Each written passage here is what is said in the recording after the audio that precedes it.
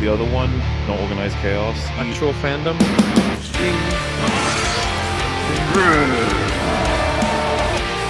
a raw tough guy!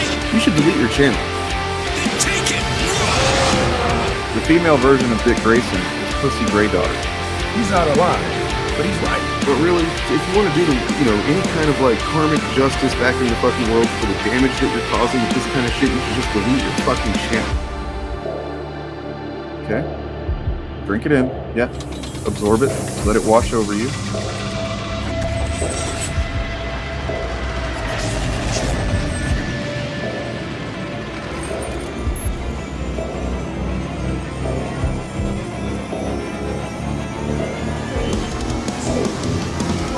Look, here's the thing. It's the ever-loving blue-eyed thing. It's clobbering time.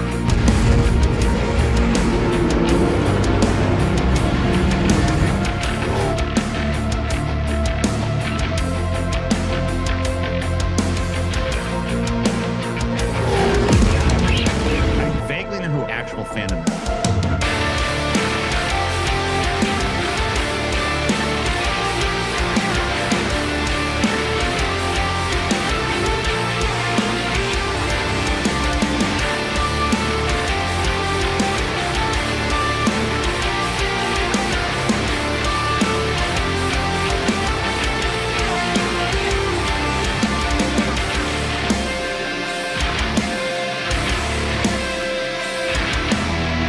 Hey, motherfuckers.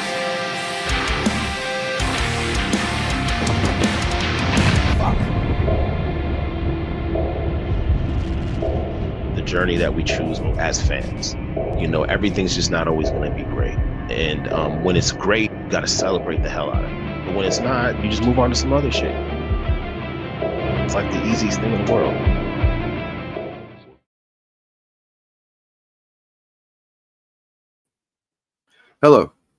Hello and welcome. This is a stream. This is a live stream that just by chance, I suppose, by availability or by necessity, is a Forced Adversity podcast branded thing. However, this is just a live stream that is in response to the day's events, which are concerning, to say the very least. And I'm talking, of course, about the fact that we lost Richard Simmons. It's really too much. This country was like on the brink, like we were right there, and just come on, can't fucking give us a break. Simmons, and then it was Dr. Ruth too. Are you fucking kidding me, man?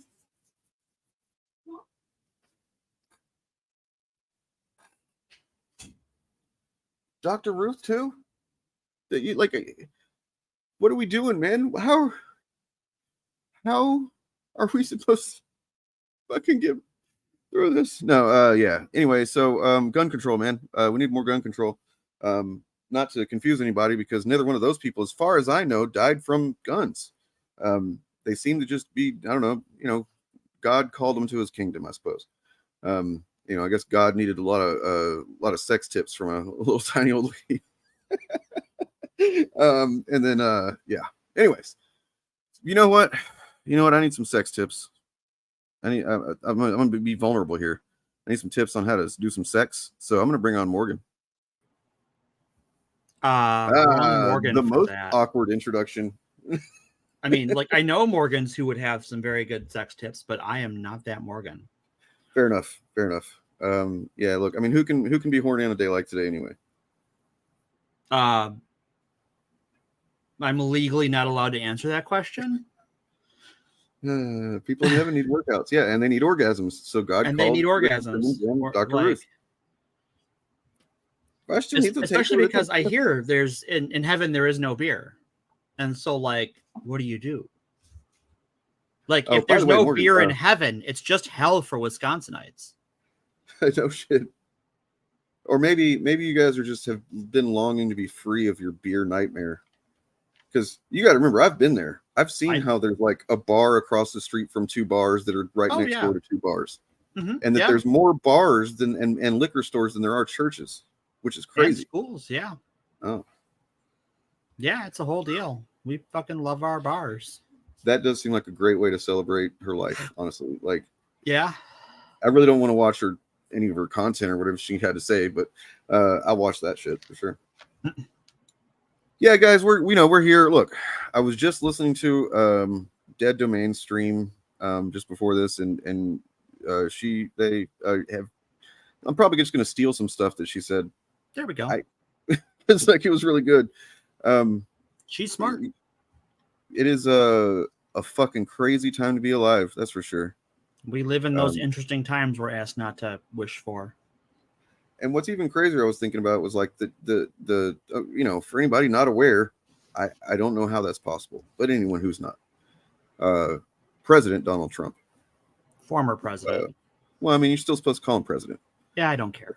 I know, but hey, look, I'm trying to be respectful. The guy was shot today. He was shot at. Someone else was shot. Yeah, that's true. And we're gonna talk about how Trump was shot at and not that. First of all, let me go ahead and say that like anybody that shows up in chat that wants to do any kind of like kind of morbid or violent posting or something about this, you don't, please. Yeah, just please not, do not not. really welcome. It's not really what we're trying to do. I love you all. Don't make me ban you. Don't make our lovely other moderators ban you. But all of the banning implements are powered up and ready to go.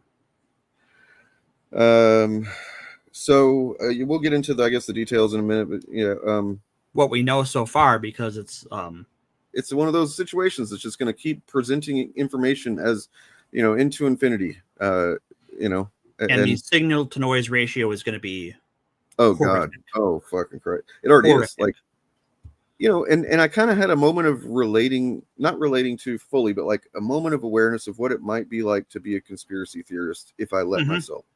Like, and that's, when you don't have a lot of information, not much if it's come out at all, and you're kind of just looking at stuff and you're hearing things and you're like, all I have is this little fact. I think it sounds like this and it looks like this. And then this person said this, and you have these fucking little strands of information. You start your brain's going to naturally try to tie those together and make it, make sense. And you just got to be really, really careful at that juncture, like, not to become convinced of anything, because there was a brief moment where I was like, wow, this seems a little weird, man. Like there's definitely, I will say when it initially broke, because we don't have all the information, there is some weirdness about it.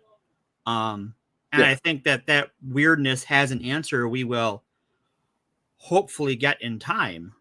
And while hypothesizing about, for instance, whether it was someone in the crowd with a handgun or someone at a distance with a rifle, what hit him,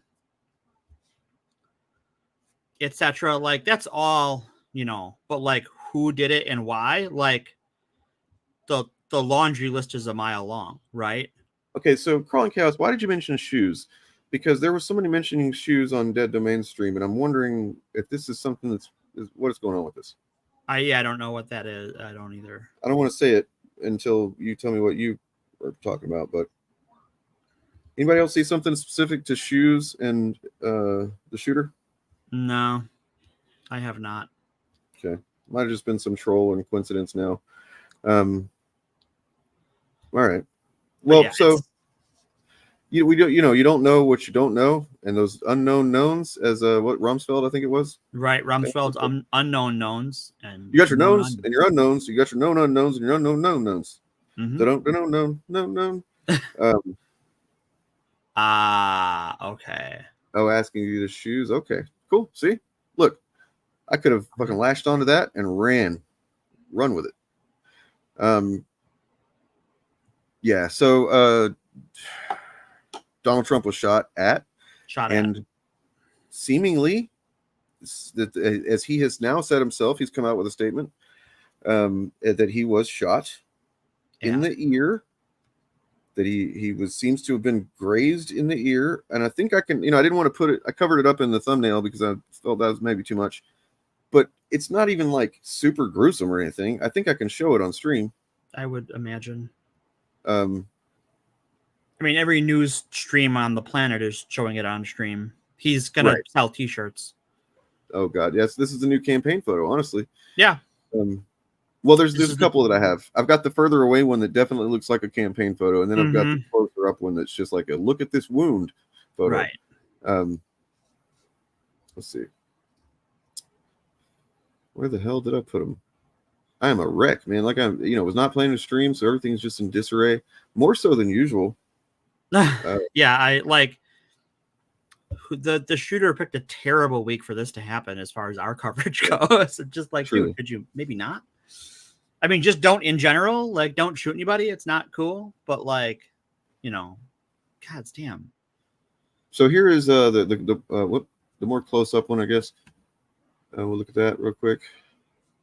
And I'm sorry to subject you to Donald Trump's face. Yeah, that's the real gruesomeness, right?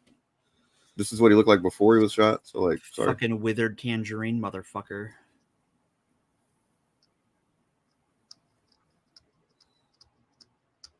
So, like, it's not gushing blood, seemingly. No, it looks like got a couple of ribbons here that, it looks like he was drinking it maybe or something. No, I think he must have been laid on his side after he went down and they jumped on him. See, now that's what I'm seeing too. I've been seeing that as well. I think he and his surrogates are going to say he was shot. Yes, because of course he would. Of course, of course you would. And like, I'm not going to quibble with them, right? Like, I know what I'm going to say, and they're free to put it that way. But that's not important. Well, so let's think of this. We can watch the clip actually. We've got a couple of them, and see what we can see because. And this is again, you got to be super responsible and careful, and actually want to know the actual truth of what happened, and not to not slip into some kind of like conspiratorial narrative crafting with this shit. But like, first and foremost, one person in the crowd did get shot and die. And that's fucking terrible. And I've seen some people on Twitter. Look, you're going to see everything on Twitter. So you're going to see everything on Twitter, right?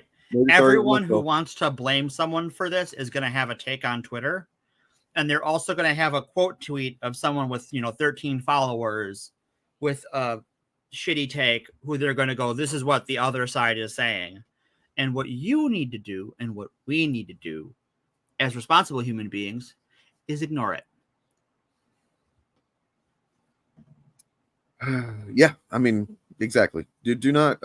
This is not an opportunity to revel in anybody's being harmed, because that's what they do, man. Mm-hmm. That's what he does. That's what they do. And sincerely, you don't want to just like stoop to that level. You got to fucking keep your soul, so to speak. Right. But yeah, that poor guy, almost certainly a Trump guy, still did not deserve to die. No. And like I said on Twitter, it's fucking alarming because like while he's down there, presumably either already dead or dying, people are chanting USA in the crowd. And it's kind of fucking dark and bleak that's happening, that they're not thinking about him. And I said on Twitter, I hope that if he didn't die instantly, that I hope that somebody there thought to be down there with him, Well, there was I saw an interview with a medic who was in the stands and was doing what they could at the end, right? Like, that's if someone gets to be a hero today, it's that guy. Yeah. Well, I mean, look, there's another hero. There is actually. I mean, there's a couple of them if we're going to look at it this way, which we should kind of. And as Kenneth here says, never seen you before, but it's a strong entry into chat. Yeah. Find it fucking morbidly funny that for decades he's been denigrating and treating women like shit, and it's a female Secret Service agent who helped save his life. Yeah, I noticed that too.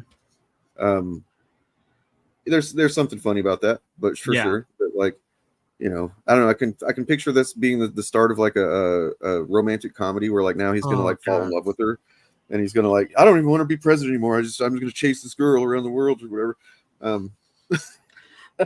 You know what? If that's what happens, if he gets his like Hollywood happy ending and moves away with the Secret Service agent to some island in the middle of nowhere and drops out of the race, you know what? I will take the win. We take those here. Hey guys, are we gonna have a living candidate left by the time the election comes? Like, what the fuck is going on? We got, they're short circuiting both of them. Their brains are short circuiting left and right.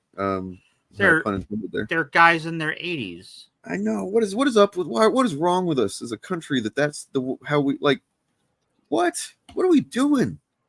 Well, we have it's two different problems really. On the right, what you have is a group of people that fall in line and fall in love with demagogues, right? And Trump's a criminally insane game show host. He's really good at being a demagogue. So of course they're just gonna ride him until they're dead, because what we've seen is that when he's not on the ballot, Republicans lose. Like, if that's something we've seen since 2016, they get wiped the fuck out when he is not on the ballot, because, well, traditionally conservatives are better at down ballot voting than Democrats are. The mega base is not that sort of people. They are there for one guy. So there's that. On the other hand, the Democrats, being this hierarchical institutional party, it's Biden's turn, and Biden gets to run twice because he won, and that's the rules of the game. Why would we change the rules of the game? Because he's 80 years old. Because a bunch of them are 80 years old, and they don't want to, or rather, they don't want to look that fact in the mirror. And the unfortunate matter is, it doesn't matter, because that decision was made 2 years ago, and the ability to change it now is finite. And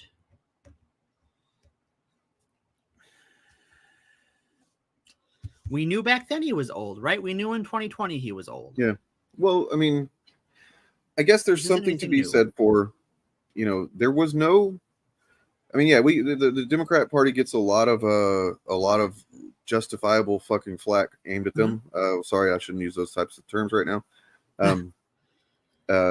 For not, looking for another potential candidate, and not, even allowing the possibility of one. However, often, from what I understand anyway, I mean, like, if there was someone who was a clear, this person could be the next president, that person would make themselves known, right? Like, they would kind of just be, no? I think right now, if you're looking at where the rising leaders are in the progressive movement within the Democratic Party, it is in Midwestern governors who are busy getting shit done. Like, they might be recruited to run for president by the National Party someday. But they ran on I have shit to do platform, and they have spent a lot of time getting shit done, or in the case of like Tony Evers here in Wisconsin, making sure the GOP can't get shit done. I just need to address this before it goes on too much longer, sitting there in the chat like a big old stinky poop. This is just false. Like, this is, I think that maybe what you mean is that it did switch. And that's that saying it didn't switch is what they tend to lie about. They try to pretend like there was no switch. It's a little more complicated than that, because like, you always had like the divide between Northern Democrats and Southern Democrats. True.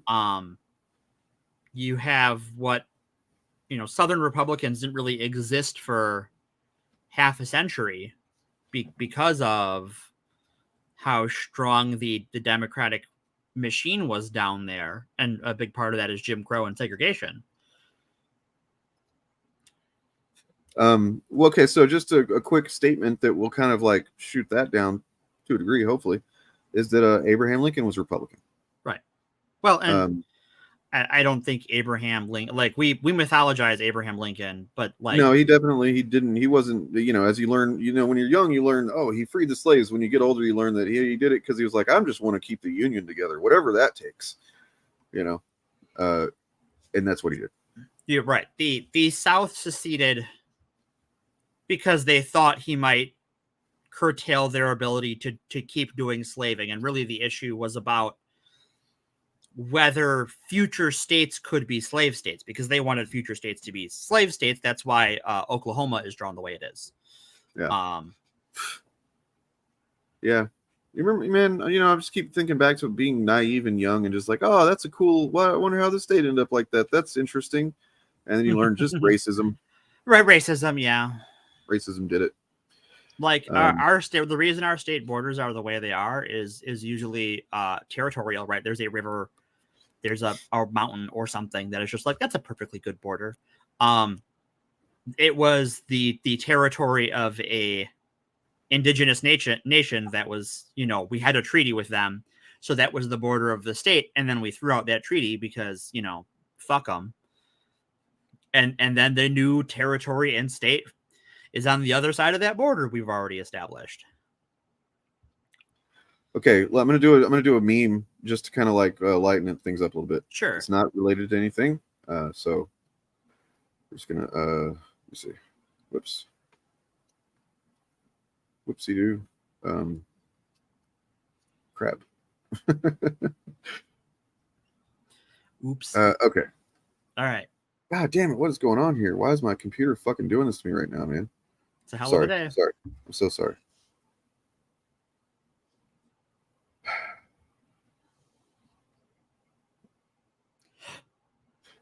Yeah, here we go. Thank you. Yes. Okay. The parties didn't switch so much as the bigots switched. If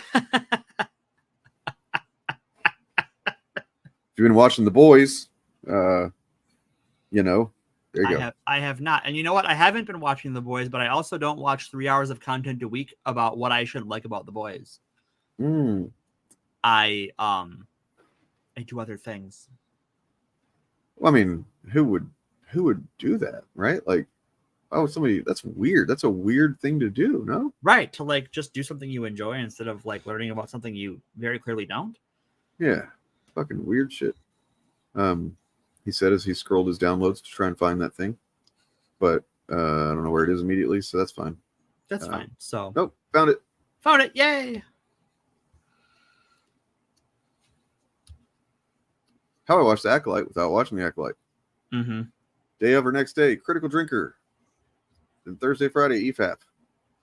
Following Tuesday, Little Platoon. Just all the greatest fucking media commentators that exist. Like, you are spending the better part of 3 hours hearing what someone else says about a show you don't like. Your brain's fucked, man. Like, don't do that. It's not good for you. Go live, have fun, find a video game you enjoy. I did compliment this when I shared it on Twitter. I said this is actually a really smart way to have some fucking idiots spoon feed you dumb opinions. It really is. Couldn't think of a smarter way to do that. Really, just like you got it all planned out. You take really, it all I think you could just do it with one of them. Like, okay, like if I wanted to speed run, let's say I really hated The Acolyte and I just wanted to like have talking points to sound like I know what I'm talking about in the break room conversation stuff, then just watch fucking one of them. Watch Drinker, right? You're in and out in 15 minutes. I don't have an hour to listen to guys go over something I'm not going to watch. CJH, I don't want to keep calling you out, man, but like, I feel like you're trying to recover and you kind of keep not doing that. So like, I would just leave it alone, to be honest with you. I don't feel like you have that on lockdown, that whole yeah, like the origins of the KKK are a whole thing, especially because the KKK we have today is not the original KKK. Do we have a KKK today? Oh yeah, there's still a KKK. I mean, yeah, sure, probably. But like the KKK that we're familiar with from like the 50s and 60s, it is not the original KKK. That came about in the 20s. That's the one Superman fought. Is the one that was formed in the 20s in Connecticut, I think. The thought process is they have been algorithmically corralled into a state of mind that is socially incentivized, and they're also, there's a parasocial element with the the way that these content creators speak to these people. Like, it's gross. It's a whole bunch, and then just honestly just not having much media awareness and literacy, and thinking that because they're seeing a bunch of these videos in their YouTube feed that must be just, oh, this is what the fans are. This is what this fandom is. And they don't understand anything about algorithms, and even if they did eventually start to hear about that kind of thing, you got the sunk cost fallacy. Right. I mean, and you're just not going to change your mind if you're dug in, right? Like if you're socially dug in to this shit, right, and you're spending a lot of time every day thinking about these things and stuff. It's just like, what incentive is there to not think about it, really? Yeah. But I'll tell you what, I did have somebody in chat on Friday. Maybe he's here today, Michael, who was he a Comicsgate guy, I believe. And I was surprised to learn, because he was like, it was all in that stuff, and then one of your videos, started getting me out of it. And I was like, which video? Just out of curiosity. And he said one I would have never guessed, which is the Punisher videos. Oh, nice, yeah. Which, like, oh, okay. I don't think of those as like being ones that were going to reach anybody that wasn't already interested in the topic or whatever. But like, that's cool. It's good to know. Yeah. So anyway, yeah, let's get back to the fucking bullshit here. Yeah. So I think a lot of people are going to talk about who to blame, and there's going to be a lot of panic on the right. A lot of they're going to treat this like another 9/11. I'm not the only one who has observed that. Well, I mean, you mean another Benghazi then? Right. And I think we who are not on the right, everyone who is not on the right. Let me back up further. If you weren't a Trump supporter before today, there is no reason to be one after today. The math has not changed. Yeah. Not at all. What might have changed, though, if I can counter this, is, like I did if anybody that watched Friday night knows I kind of went off a little bit after watching the Cabernacles bit of his video. Kind of, set me off. Pretty good fucking rant, man. Yeah. Anyway, I've heard it was spicy. I was busy. Well, so I at one point talked about the fact that if we do eke out a Biden win, it's going to be based on three things, I think. And correct me if I'm wrong, or if this seems misguided or whatever, if I'm missing something. But one would be, just like the motive to vote against Trump is stronger than we realize. And like there's basically a lot of women and even men and every people that are just like, they have not fucking gotten Roe v. Wade out of their minds, and they're just sitting there like waiting for the fucking waiting for the fucking voting day to hit that calendar to turn, and they're fucking in that line, buddy.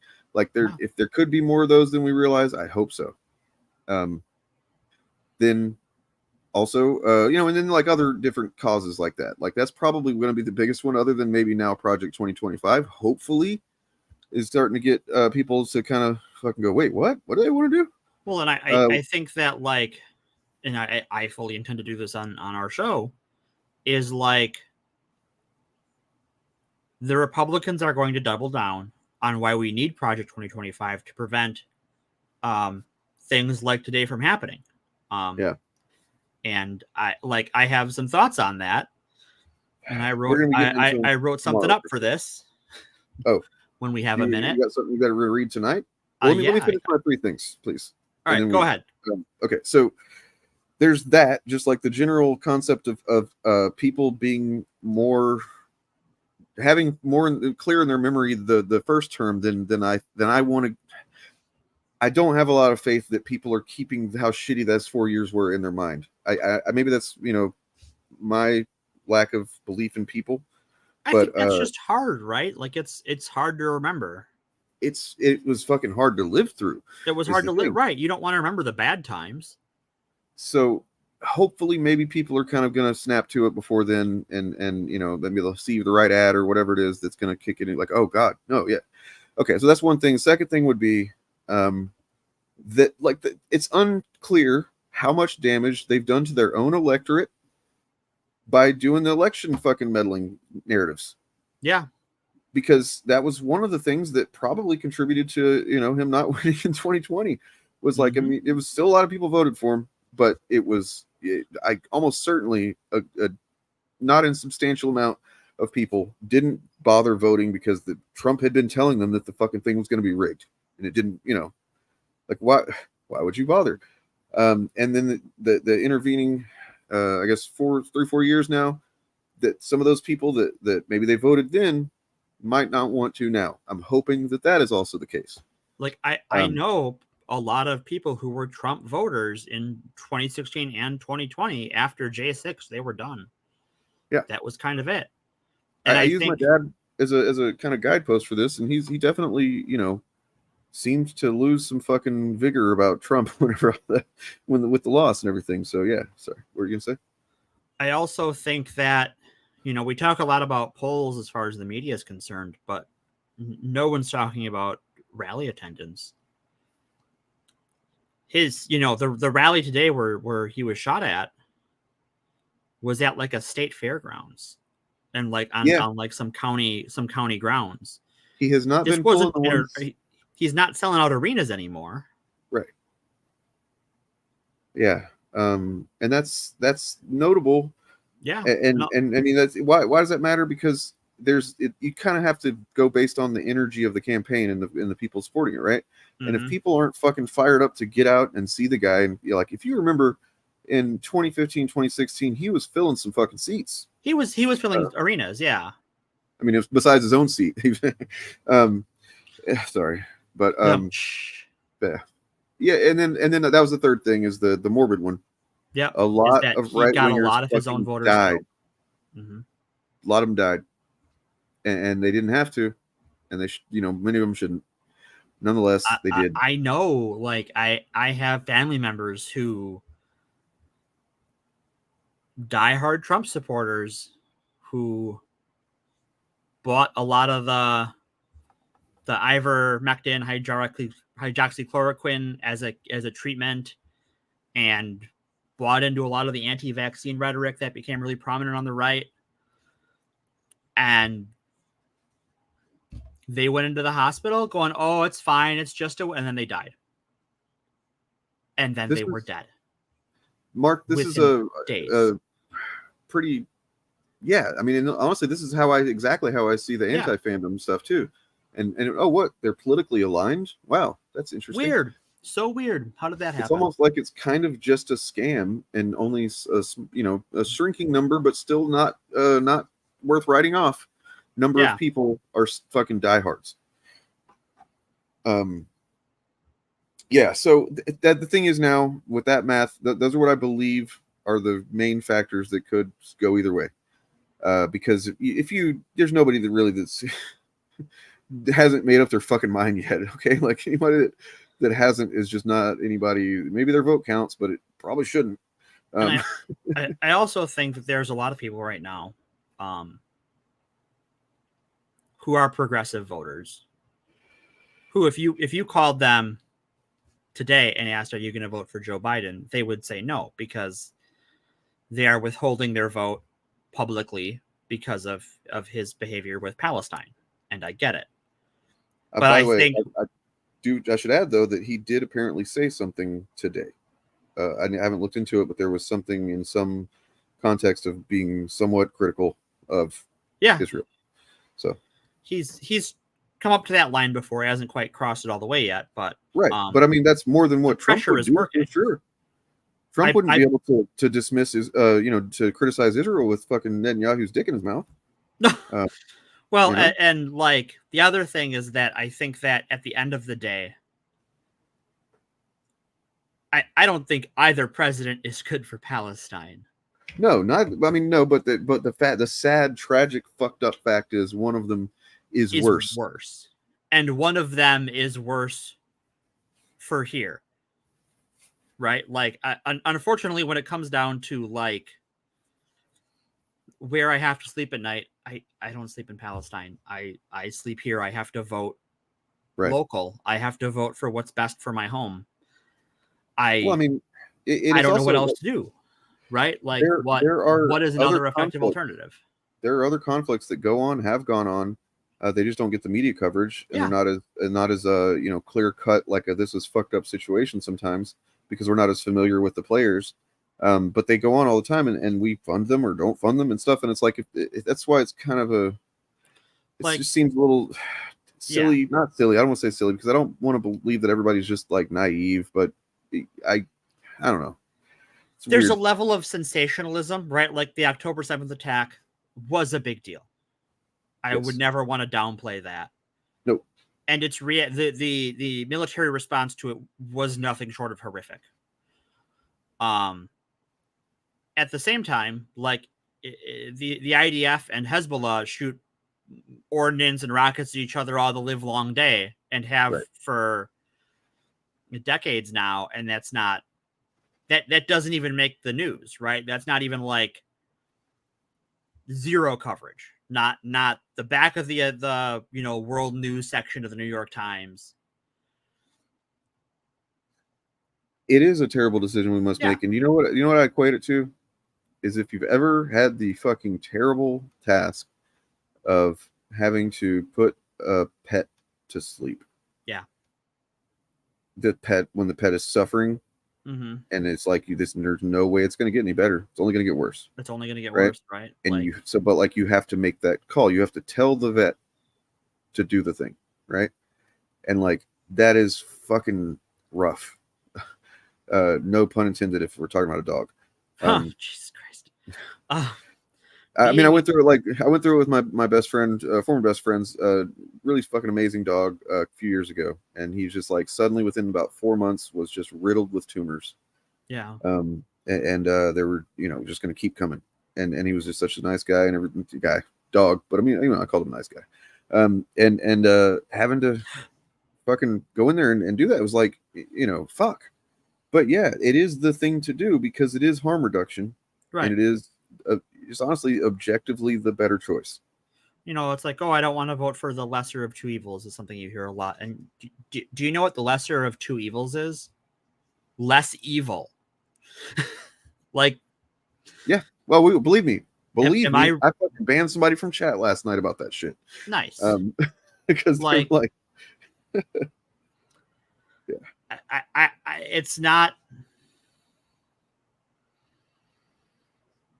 like, when it was the state primary, there was an option to vote, Biden, undecided, or uninstructed. And uninstructed was kind of just where everyone was putting their protest vote. That is where I put my vote, because I want the party to know I'm not happy. In November, my way to, I have let the party know I am not happy, but I'm less happy with Trump. Right? Like, Trump put out a video yesterday. His campaign put out a video of a speech he gave that was about how he's going to abolish trans health care. Yeah, I have to vote for Biden, because one of them is saying, I want to eliminate you and everyone like you. And the other guy is not that. I got to live here. Sorry.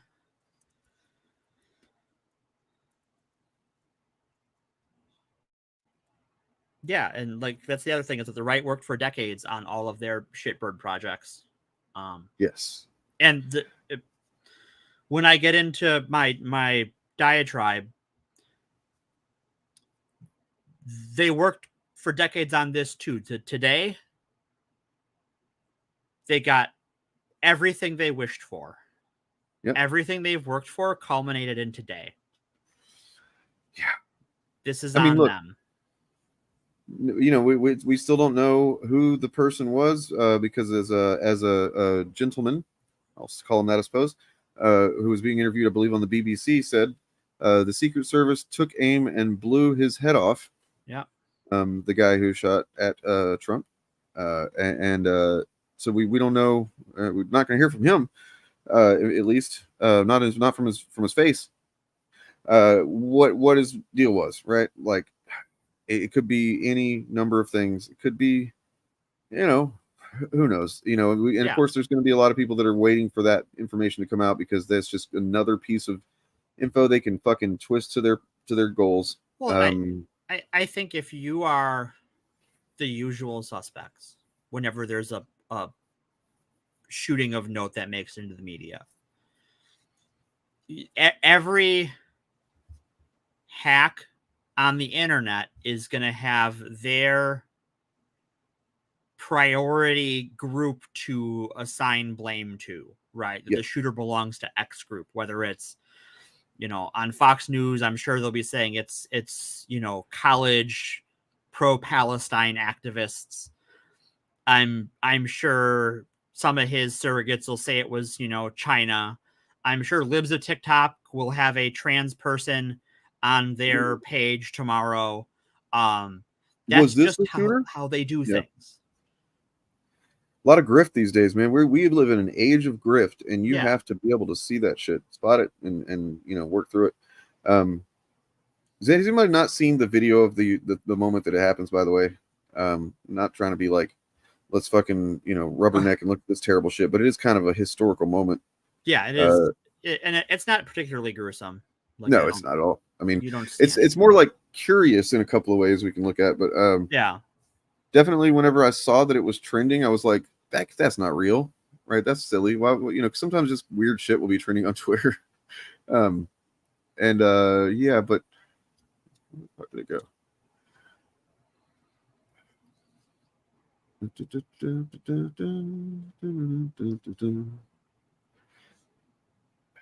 Okay, so this was I believe this is the close-up version. I think closer of the two that I have. Oh no, actually, it's by the way.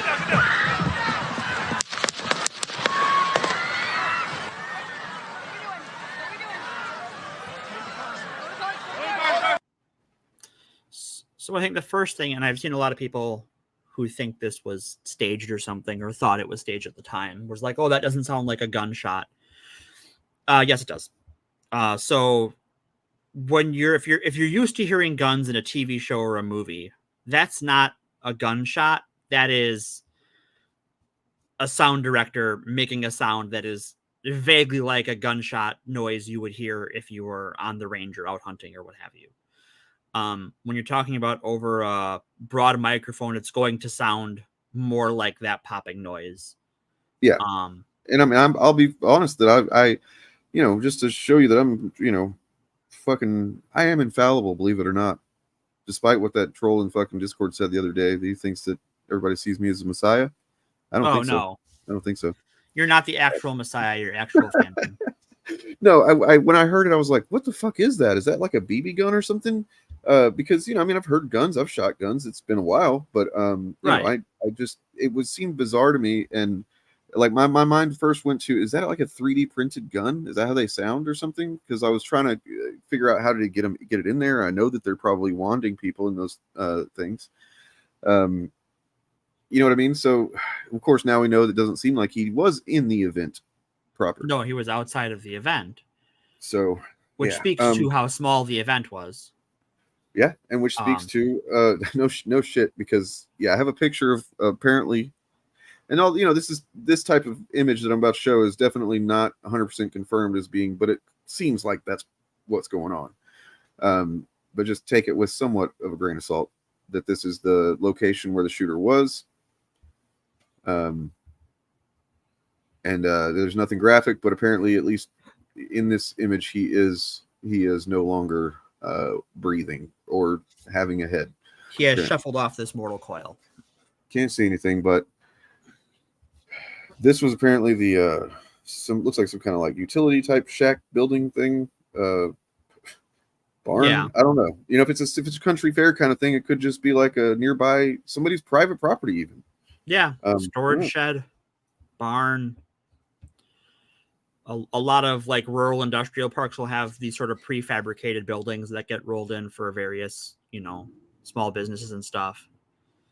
Do you think that they're like right now they're like, should we put handcuffs on them or? God damn. Sorry. Look, yeah, he's the one guy you kind of can make fun of in this situation. This guy you can make fun of. Yeah, this guy. And it's weird to say because I fucking don't like Trump. case you didn't know, he's a piece of shit.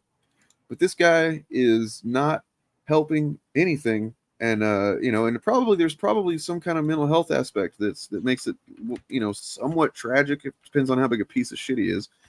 But like, John Hinckley, speaking of, and segue, by the way, the guy who shot Reagan in 1980, he was what was he, paranoid schizophrenic or something? Yeah.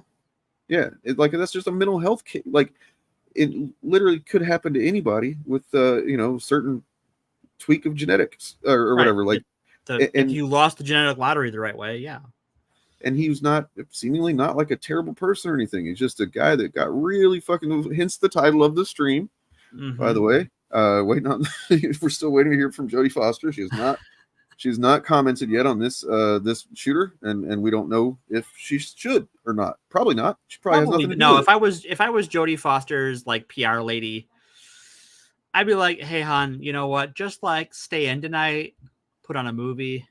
Yeah. Yeah, he was already president when he was shot.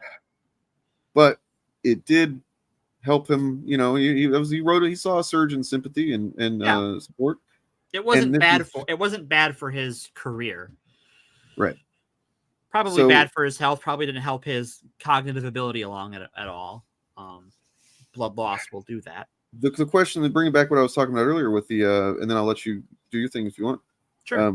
Like, to tie this back into what I was saying about the three ways that we can eke out a win or lose based on those factors, I believe. Does this is the question to ask, and nobody knows the answer. We won't know.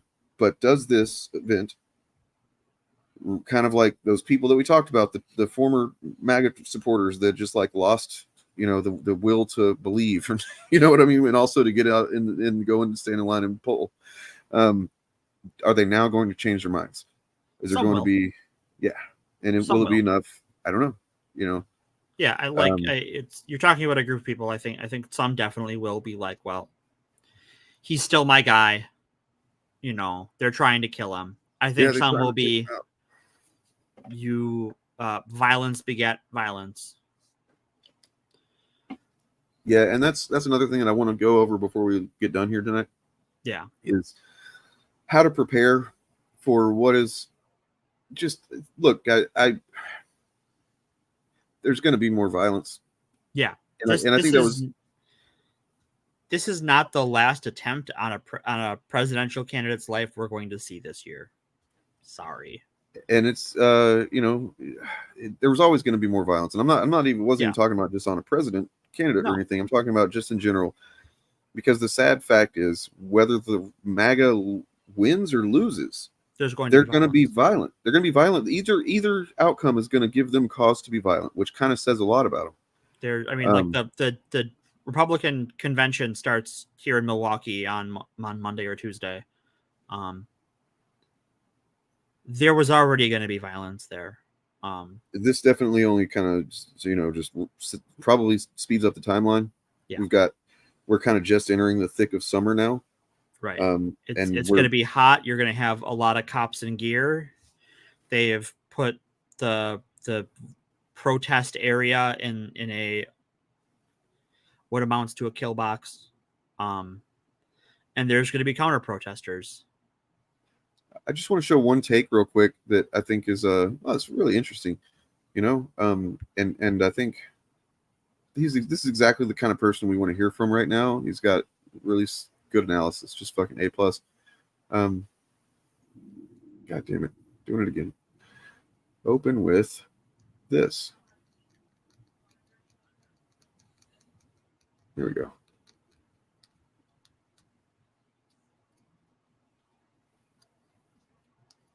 If Biden's Trump as a would-be fascist narrative is true, how does Biden come out and condemn Trump's would-be assassin without admitting Biden's fascism narrative is BS? Boom! Checkmate, liberals. Because Biden doesn't support executing people. Biden put a stop to federal executions after Trump reenacted them. And this is just like a fucking textbook Adam Friended dipshit take, because like there's so many dumb assumptions that in there that you have to kind of unwrap it, right?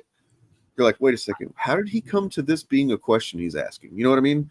Like what fucking dumb logic did Let him hear. He's got brainworms. Yeah, the dumb logic is, well, if I was going to call my enemy a fascist and someone tried to kill them, I would cheer them on because I have no morals and no ethics and no ability to think logistically or long term. Probably because I have brainworms. Yeah. Yeah, I mean, he does. That's the factor he probably doesn't understand. Really, the whole empathy thing. He doesn't get it. It's just not his. Adam is a child left behind. God damn, it's sketchy. That's good. Damn. I mean, McLeod. I don't know. You know, we could talk about something like that. Are you saying that like they drill for it? Well, but the reason it seems practice is because it is. They drill for it. No, I mean, I think that's not what he's saying. I think, maybe he's got to know. He usually has a couple of tweets coming or a couple of messages worth of stuff. But I think what he might be saying is that after the fact, they kind of just stood there with him a bit, and they raised him up and stood there with him. You know what I mean? Well, they're also on radio, and it sounds like some of the gunshots you hear in the clip, like you hear the first few snap off, and then you hear like another volley, barrage of That's likely return fire on the shooter. Okay, and by that point, he is probably down, and the Secret Service are all on comms. Yeah. So if they're standing around, that's probably because a shooter is incredibly dead. Well, I mean, so it's I don't know. I just wouldn't lean towards conspiracy or something, man, or think it's staged, which is what that is saying it's a conspiracy, unless you have evidence of that fact. The mistake conspiracy theorists make all the time is that not having all of the information, or that certain information doesn't seem to make sense to them based on what they know, that is cause for a conspiracy, when in fact you need to have evidence of a conspiracy to claim a conspiracy. There's a YouTuber I follow, Mini Minuteman, who's an archaeologist, and he debunks a lot of pseudo historical nonsense. And one of the biggest things that I've learned from him is that people will say, oh, it looks like this. Well, because it looks like that doesn't mean it is that. Like, those are different things, and you have to be aware that they're different things. It looks like this is very practiced, and they got up and looked around, and acting like the danger had passed. That's probably because the danger may have passed. Yeah, I mean, because apparently, so what I understand, and this is not confirmed at all, but it seems like what had happened was, by the time the shooter was shooting, the Secret Service already had him in their sights. Right, probably. That basically they spotted him picking up the rifle, probably. Right. And then as soon as they see that, they're gonna fucking act, man. Like that is they train, they live their whole lives, they get paid probably pretty damn well. They probably hope this kind of thing doesn't happen. Most of them, I'm so sure some of them are fucking aching for it, but most of them, I imagine, don't want this kind of shit to happen. But when it does, they fucking know exactly what to do. Yeah. And they do it. You don't, especially a president or a former president, even the shittiest one in history. Right. They're gonna put their elite squad on that motherfucker. Right. That's one the job. Of the elite squads. Maybe not their literal new class of peak elites or whatever. That probably goes to the actual president, but then maybe the ones that were yesterday's best men and women probably go on the former presidents or something like that. You know what I mean? Well, I imagine in this case, based on some of the things we've heard about the Secret Service, sort of as part of the J6 hearings, I suspect the ones that are protecting Trump are the ones whose text messages vanished right around January 6th. Well, see, okay. Now, that actually could feed back into a narrative, potentially. Sure. Right? But we're not going to go there. No, but I think you're going to have people in that organization. There are going to be some who are more partisan than others, and you're going to put his partisans on his security detail because they're motivated. Yep. It's not really a conspiracy theory. It's just good management. Yep. It's efficient. It's making, if you want to keep this guy safe and alive, then put the people who fucking respect him by right. Him, Yeah. You don't put me on it. Right. You don't. Like, is that sound happening? There's like been 12 of them now. Oh no, oh shit. That'd Like, be me. Okay, if it's me, what I would do is I would like if my job is to tackle the president when he's getting shot, and that president is Trump, like I'm gonna elbow him on the way down, right? I'm gonna do a little something, just to remember the occasion by. Drop that knee in his little balls too. Right? Yeah, just his little mushroom, his little toadstool. All right. Morgan's got something to say, and I'm going to go take care of some business for a moment. I shall be back. All right, you take care of business, and I will take care of my duty. So, I had to write my thoughts upon this because that's just how I operate, especially with the show. And so I think that what I took away from the initial release of news from this is this is the America Trump wanted. And today, someone took a shot at Donald Trump from what seems to be a building across the street. The shooter killed at least one bystander, injured another, and caught Trump from what seems to be shrapnel from a hit to the teleprompter. In the coming days, there's going to be a lot of hand-wringing, wailing, gnashing of teeth, and lecturing on what we should and shouldn't say. There's going to be a lot of conspiracy theories and a lot more accusations. And I think what we need to do is take a step back and look at the bigger picture, because this is the America Republicans wanted. This is Donald Trump's America. This is one nation under guns. This is the result of decades of narratives about good guys with guns, stopping bad guys with guns. This is the desired outcome for the NRA's lobbying and their investments in the federal judiciary from top to bottom, from circuit courts to the Supreme Court. No security, no checks, no limits, no responsibility, and never any action towards improvement. If you're a Trump supporter who doesn't like that someone took a shot at your guy, it's time to wake up to the fact that this is the world he wanted. This is the world you voted for.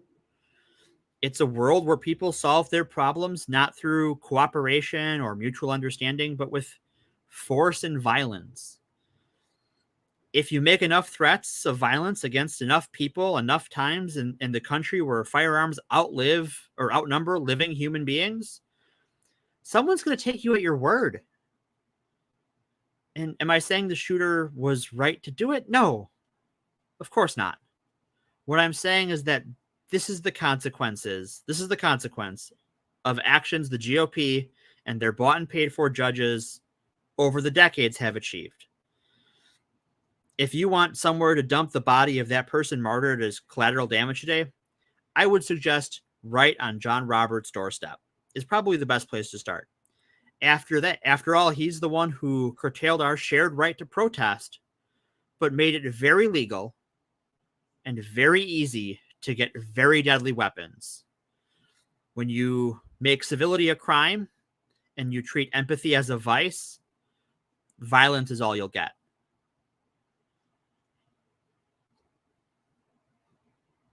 That's my little diatribe.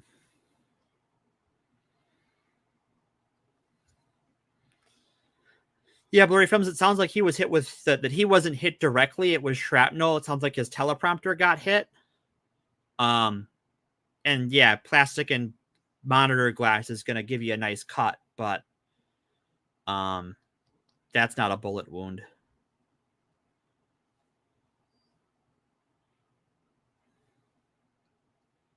Yeah, like they were literally threatening violence not a week ago. Just last week, they were, if you keep it peaceful, we won't kill you.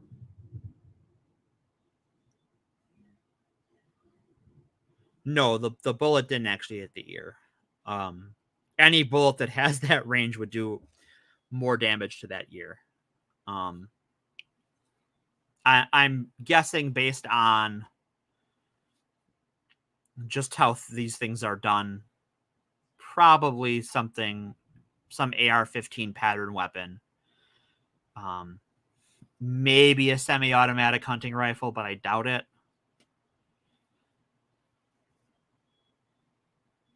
But yeah, like it. Yeah. So is PewDiePie racist?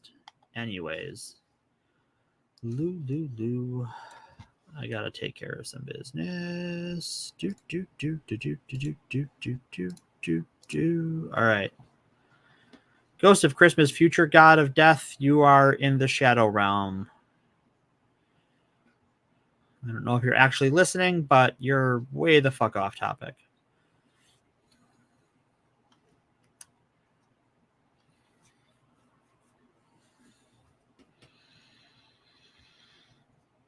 So yeah, I think that, you know, right now I know a lot of people are really scared. And I think that it's easy to get lost in your own sorrow, in your own anxiety, but I think we have to turn that into anger and into action. Because if we don't, this is what they will like. This world of violence is what they've wanted. This is them wishing on the monkey's paw. It's clearly not a bullet wound. Tyson did more damage to Holyfield. Goddamn, Troy. You're not wrong. You are not wrong. Yeah, he's gonna say he got shot. That's gonna be the message, that he was shot. He was shot at. But I'm not gonna. If someone wants to quibble with me, I'm not gonna quibble with them on it. Sure, whatever. You know what? He probably, you know, as president, could have done things to mitigate that. You know, background check laws, ammunition limitations, better funding for the Secret Service.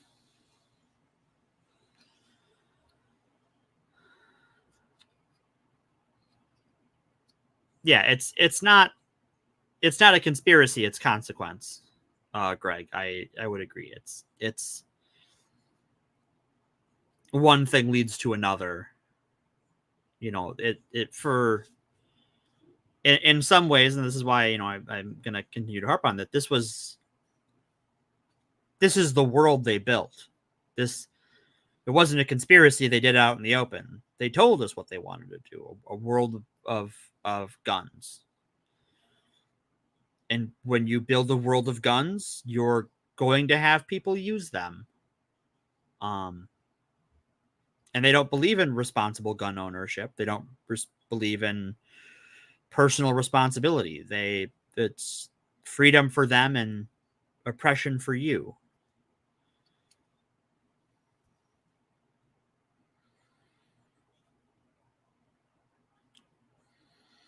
So yeah, what's everyone up to this weekend? Oh, we have lost a bunch of people. Wow, I am not the reason people come here. Didn't you also tell? That would not surprise me, but I don't know that for a fact, McLeod. I think that. I mean, he certainly said that sort of thing about veterans' families. He is maybe in American history the president who has been the most dismissive of the needs of our veterans, and that does not get enough coverage. Biden should call the gun lobby's bluff and propose making the NRA's gun safety recommendations into federal laws with consequences. If they've put recommendations out there, yeah, he should do that right away. No, that's fine. It's okay, Greg. Yeah, I get you. Yeah, I like so much of this lies at the feet of the Roberts court and the people Trump put on that court, that given that the repeal of Roe is such a big deal and has been politically motivating, I would almost stop running against Donald Trump if I was Biden. I would start running against John Roberts. Huh. You don't have to, like, why play Trump's game? Trump wants to make it about him. Don't make it about him.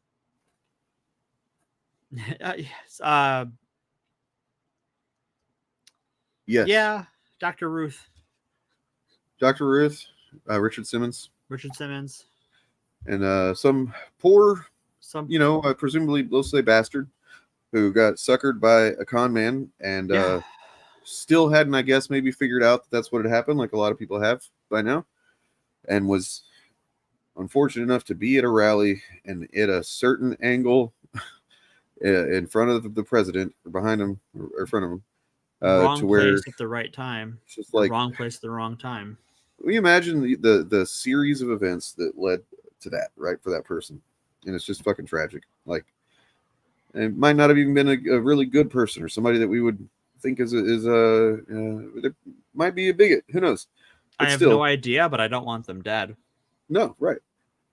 And nobody should have to die because they're a fan of Donald Trump, man. Like, same thing with what's her name from January 6th too. Ashley, what's her nuts? Yeah. Babbitt. Yeah. Yeah. Yeah. What an awful person to be a martyr for. Especially because we know how Trump treats combat veterans, which is to say, he shits on them. And the Republican Party has moved to shitting on veterans. If you have veterans in your life, I want you to let them know that the Republicans keep voting down funding for the Veterans Administration and for veterans hospitals. I would like everyone to know that. If you want to look at what happened with the VA during Trump's first term. Yeah. He appointed, well, not even officially. Oh, excuse me. Unofficially appointed, I think, 3 different people, one of which being Isaac fucking Perlmutter, former owner of Marvel. Marvel, yeah. I think he still technically owns it. Yeah. But he just doesn't have any creative power, I believe. Right. And these guys were like essentially a shadow council. That's what they're actually called amongst themselves, I believe. They didn't have any official titles, but they were in charge of what happened with the VA, and they fucking plundered it, man. Yeah. They plundered. These are fucking rich ghouls that have no reason to ever take any money from anyone because they have all the money in the world anyway. And yet they plundered the people that are supposed to be the one type of person that Republicans have so much reverence for that they will fucking, drop to their knees and pray for him and worship him and stuff. Just, that's the one person is a veteran that they're supposed to do that for. Maybe cops too, but now they have moved on to sucking off cops. And if we're being perfectly honest, what puts cops in more danger than anything right now, is the NRA based gun policy we have in this country of there being more guns than people. But also how we train them to be more violent than soldiers. I know we have some sketchy, but I don't know who is who. Yeah, I don't either. I mean, I really don't. If you are a veteran, we're not people that don't value service. Typically the left, our criticism comes from the exploitative factor of, and maybe not you specifically as an individual, but like there are trends to who are targeted as far as becoming soldiers, joining military, and it's often poor people who don't have many other opportunities. And like one of the things they're pushing, while they're cutting, while the plan is to cut veterans benefits, and while they have spent the last decade voting down funding for veterans benefits after a 20-year long war, they also want to put the ASVAB test as a mandatory thing that all high schoolers are given in public schools, but not in private schools. And that's entirely to funnel people into the meat grinder. Yep. Yeah. Yep. Like I have a lot of friends who are veterans. I have a lot of family members who are veterans. Like they have been through a lot and they deserve the best. And the party that praises them and that they often vote for just treats them like shit. And we have to be better. Yeah. We do. I have a family member that comes to mind in particular who's been through some hard times as a consequence of his service. And part of what has made those hard times worse is that the availability of resources for him as a veteran is on a yo-yo. It's here today and gone tomorrow, and there's no consistency, and they all deserve better than that. Everyone deserves better than that. But if we're going to start somewhere, our government fucked them up. It's literally the least they could do to help them. Well, with that in mind,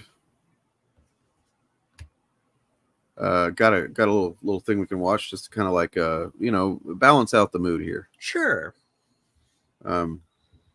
Believe this is gonna be from. Let's see. Yeah, this is gonna be from our mysterious benefactor, Hippoclipped. Hippoclipped. Got a critical drinker video here. Unrelated to anything mostly. I mean, maybe a couple of steps removed. Anyway.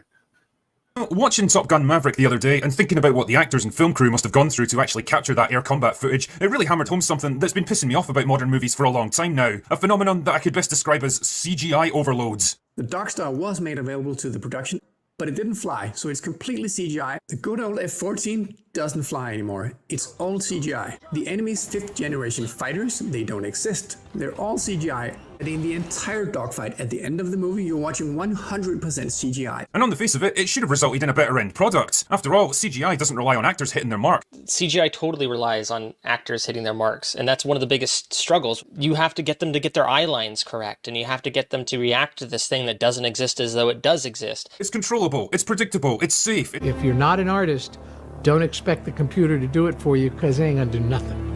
It's controllable, it's predictable, it's safe, it's controllable, it's predictable, it's safe, it's controllable, predictable, it's controllable, predictable, it's cost effective. The idea that CGI is more cost effective than practical effects is a myth. And that's not even talking about what the fucking actors have to work with now. Just actors standing around in big empty green rooms having no fucking clue what they're supposed to be reacting to. Just actors standing around in big empty green rooms having no fucking clue what they're supposed to be reacting to. Just actors standing around in big empty green rooms having no fucking clue what they're supposed to be reacting to. And that's not even talking about what the fucking actors have to work with now. And that's not even talking about what the fucking actors have to work with now.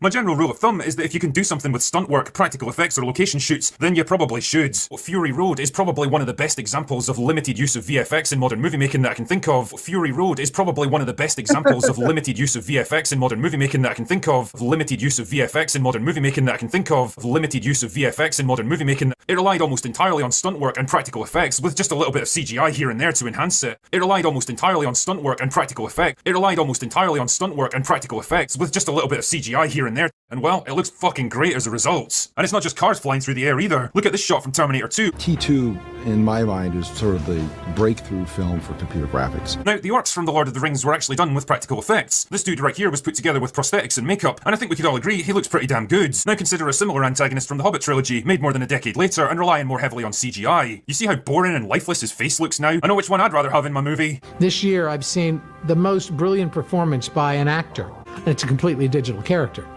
That's the Gollum. It feels like movies now are locked into a kind of never-ending dick-waving contest, each striving to outdo the other with ever more ridiculous, overblown, gravity-defying CGI action scenes. I think everybody always looks for a simple, kind of one-stroke answer for why a film is successful, and this is always a mistake. What am I thinking of? Well, I guess Morgan did not like that video. I guess. Sorry, Morgan. Next time I will try to do better. No, I'm sure there was some issue or something just came up, either technical or otherwise. that happens. That's okay. So I can start answering this. Hopefully I don't ruin it, mess it up too bad. So, in the case of a fascist dictatorship, a gun's not going to do you much good. At that point, you start to look like how you've probably made fun of and thought about the fact, like the right wingers for the last decade or more, whenever they're like, let's say during the Obama administration, they bought up a bunch of guns because they were so certain that Obama was gonna he's gonna clamp down, come get their guns, and you're just waiting for what was it, Project Bowling Green or whatever, like put people in FEMA camps, all this crazy shit they were saying. Of course, never happened. But nonetheless, if you are thinking that you're going to use your personal firearms to fight the American government / military, which, under Project 2025 would be internal police, the military would become that. You're delusional. That's not going to happen. The thing that you could focus on in the worst case scenario is how you can help people. I mean, yes, you should, have a firearm, know how to use one. That's not, I'm not saying you should just roll over if somebody comes and tries to snatch you out of your bed at night or whatever. No, you protect yourself and your family if it comes to that, but do not have any delusions of just like fighting and winning. You know what I mean? It's you might want to have one in case the land becomes more lawless. That could be something that you got to worry about. If laws break down and governments break down and policing becomes more like like how it can be in say Mexico, where if you got the right amount of money, police might be your friends or not. Then you might need to have good cause to protect yourself, right? Yes, exactly what Bob's saying here. Mutual aid. And we're going to do some streams about that for sure prior to November, because either way, whether Biden wins or not, we're not going to be out of the woods just if Biden wins, man. We're not. We're going to have a moment to breathe, but this is the fucking life that we've been born into, guys. I hate to fucking break this to you that there's not going to be any 100% relief from the shit that we're experiencing now, probably for the rest of our lives. And that sucks to say. It sucks to inform you that. And I hope I'm wrong. But it's time to kind of like snap to it and realize what we're living in. Even if we're not living in fascism, we're living on the cusp of it, and we're going to have to fucking fight tooth and nail to not go that way. And that means mutual aid. That means becoming more engaged in civics, your local politics, as well as voting in, national elections, state elections. All these things. They're necessary because we've been passive for too long, guys. It's those of us that are my age, like I do consider my generation as being partly to blame for being I don't want to say we're pampered. I've never been pampered, but like I've been disconnected from realizing the real life consequences of political engagement or lack thereof. Was that for hell, I campaigned for Obama in 2008 and I still didn't really understand what political engagement was back then. It just seemed like a cool thing to do. It was definitely socially motivated for me then. Building active community, learning how to communicate with people. If you have some kind of like lacking skill in some social skill that you want to think isn't the greatest, focus on that and develop it. Okay. You want to be able to communicate well. You want to be able to understand people well and understand needs and your community.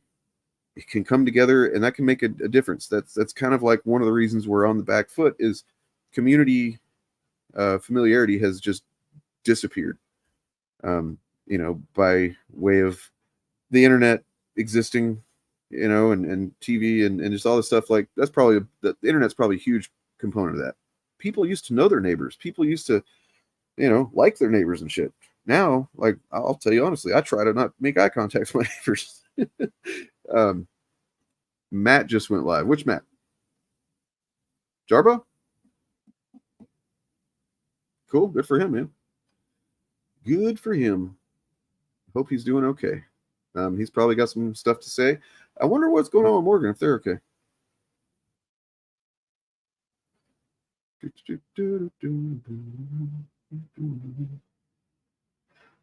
Oh, Morgan's internet went out. That sucks. Okay. Well, hopefully I'm giving a satisfactory answer. Up. And then there is Morgan's face. Hello. Hi. In the preview screen, it was much closer up than what it ended up looking whenever Aha. Hey. Yeah, our internet's out, so I'm on my phone. Okay. The Well, good news is their mobile app seems to work great. Yeah, I mean the audio is a little bit lacking, to be honest, but No, I'm sure. that's okay. Sorry. So somebody sent me this. I don't know if you heard any of that I answered. I gave the answer for blurry films, and so did. Oh no, I believe you. I mean, essentially, it's just you're not gonna fight and win against a dictatorship with your personal firearms. However, it can't hurt to know how to use them. There are circumstances that could happen in a worst enough timeline where there's like laws break down, law enforcement breaks down, and people become more aggressive with generally trying to screw you over, take what you got. That is something that could potentially happen depending on where you are and whatnot. And that it generally what you want to do is like just having guns is not an answer in itself. You want to also, well, first of all, you want to train and learn how to use them. Right. Also, you want to store them properly, especially if you have kids around. And then also, you want to communicate with your community and learn, how to do mutual aid. Right. Engage civically, state-wide, citywide, countywide, as well as federally. Yeah.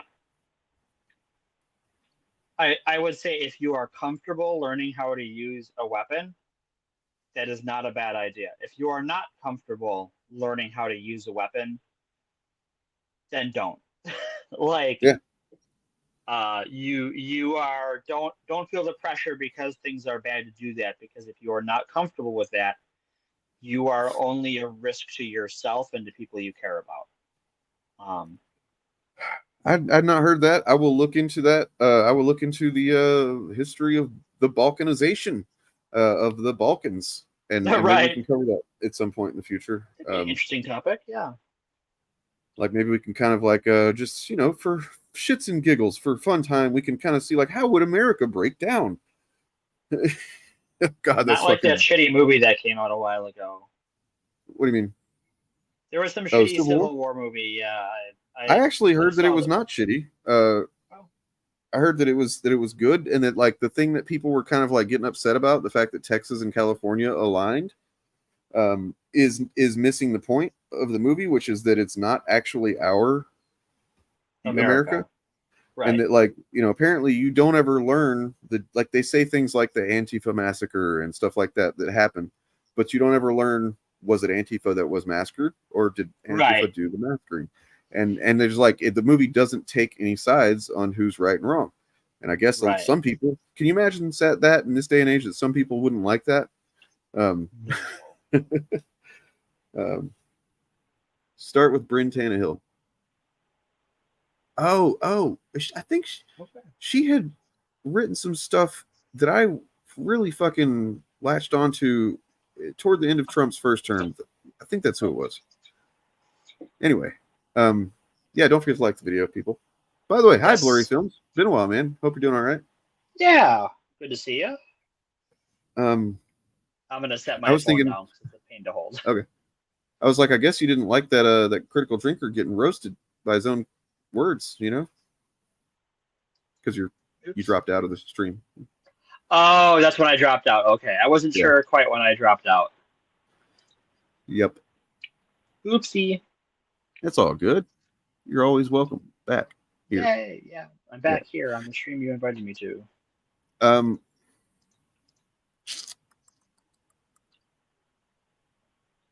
Excuse me. I burped. It's a little burpy burp there. Yeah, that's the thing people sort of sleep on is that, like, especially like Northern California is very conservative. There are more Trump voters in California than in most red states. Like, you can combine several red states' population together, the whole population, not just Trump voters, and there are more Trump voters just in California. Well, that's a similar thing here with Oregon. Is that like, Oregon is a quote unquote blue state because we have two, densely populated cities that is pretty progressive or liberal at least. But like, there's a lot of rural area in Oregon that is not blue, and like they made sure that we knew that on I guess it was around the time of January 6th last election or post-election. There was one weekend basically where they came in from the fucking hills, man, and they were driving around in their big trucks with flags on the fucking back, Trump flags, and starting shit. There was actually a shooting that happened where like an alleged Antifa guy shot another guy, and it's crazy shit. And it was pretty scary, man, because like they wanted us to know that like if the time comes, we're gonna descend on you, Right. We're going to do a violence. And that's the kind of situation where like it would be potentially beneficial to have a firearm, and as well as, but only in the context of knowing your neighbors and knowing what their potential response would be to something like that. Because if you can coordinate together, you can actually maybe repel some type of invasion by some rednecks like that. Because you've got the home field advantage. And anyway, nonetheless, don't want to get too deep into the weeds on that, but yeah, there are better people to instruct you on that than me, for sure. Yeah. I know enough to know that I don't know enough. And I know enough to know that I will talk some shit because it seems like I know what I'm talking about, but I don't know.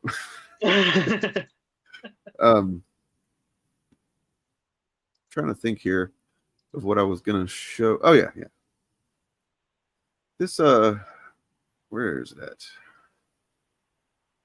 Had a take from a YouTube streamster. I think they're called streamster man. It's called Des Tiny. Mm-hmm. I don't know what he's about, but this was shared with me, and the person that shared it said that they kind of feel the same way about this. How did I fucking? It took me way too long to figure out who you were talking about. Yeah. It took me fucking 8 years to figure out who. I'm like, Des, what? Oh, I get it. Yeah, it's been a week, guys. It's been a day too. Let me clarify. When I said, so this person, I guess, had an issue and said it's definitely the worst tweet about today's events that I've seen so far. You don't just say, I'm honestly conflicted on your feelings about the shooting and not clarify. You're just begging people to think, I don't know. Let me clarify. When I say conflicted, what I mean is that I lean towards seeing it as a natural extension of the thing Trump and MAGA kids support. So I don't think I have much sympathy about the attempt enough to chastise people celebrating it. I'm honestly conflicted on how I feel about the shooting, but we'll chat about it on stream tomorrow. Well, that's just baiting for content. Just Tiny. That's just you are just like, hey, I don't really see a lot of people like celebrating this. I think a lot of people on the center and left are like, no, this is a bad thing, and the people on the right are, I don't know. So much of that is Trumpian theater that I don't know what they actually believe and what is just performative at this point. And well, so that actually brings us to something I brought up to you, and you said we could get into it at some point, and we will. I've been really thinking more about. I read some stuff, a couple things recently about accelerationism, the mindset of the accelerationist, and then I've also been reading up on stuff that I've read before, most of it, but like stuff about the alt-right. And these two concepts, as you know, I don't know what it was that the mindset I was in that led me to being interested in these at the same time, but basically I started coming away from both of them with, well, for one, there's a lot of overlap. But two, like I think that both of these things have influenced us as I mean politically, culturally, socially, more than we realize. And you know, think you're right. Like I was like, just for example, let me bring up the alt-right wiki, because reading some of the terms these were terms that they started using in like 2014, 2015, right? And they're just common now. They're commonplace words. They're used by people that aren't even on the right.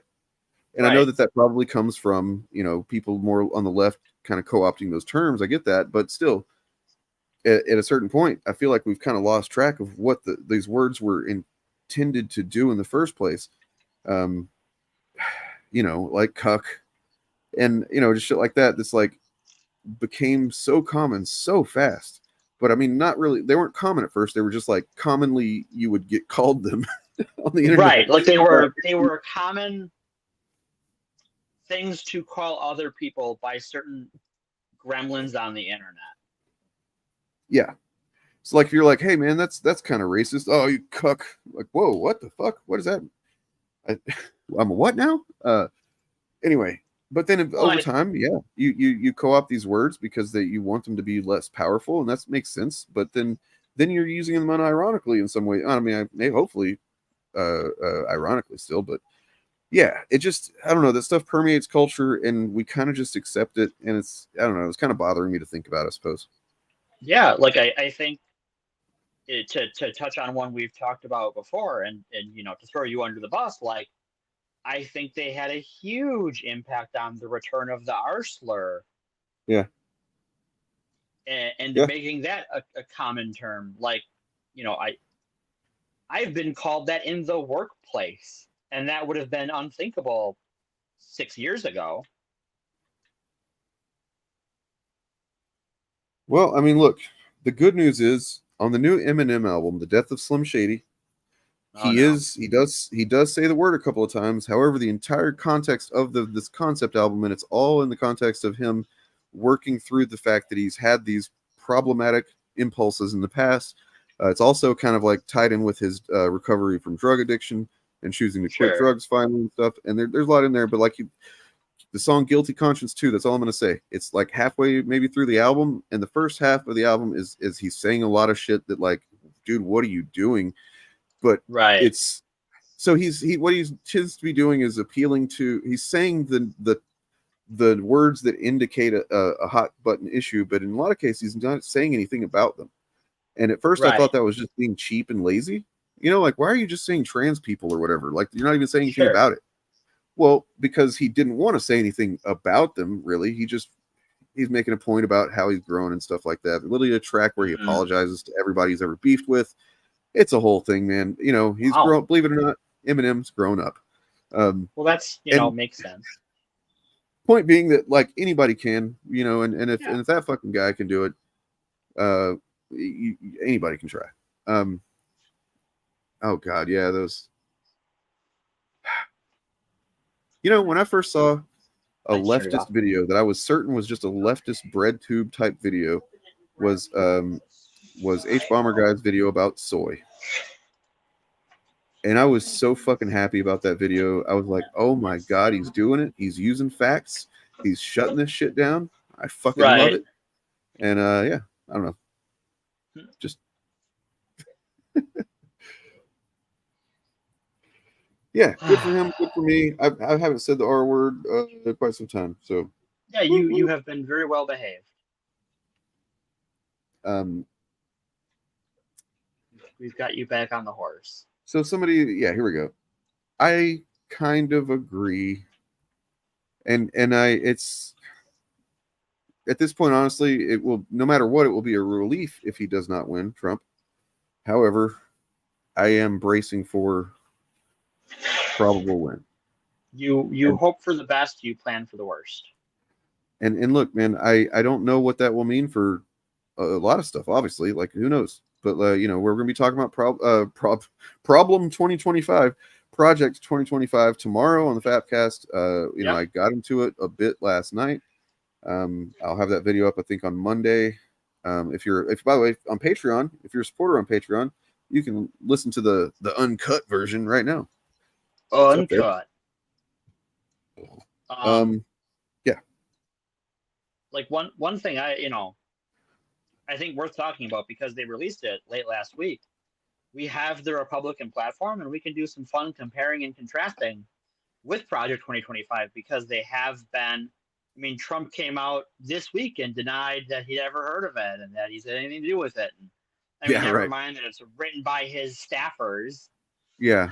Like it's just, I know nothing about what my best friends have written for me to do when I get into office, if I get into office. Yeah, man. Fuck you, piece of shit.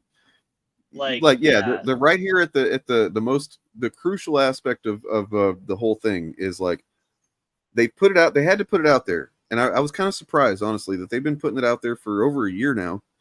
Yeah. And it's at first it's like, why are they doing that? Isn't that just going to like let people prepare to combat it better? And in my case, I feel like it did, but like, but what it did was it familiarized their people with the potential for voting for Trump. Right. I also think that here's what you get if you vote for Trump, basically. Right.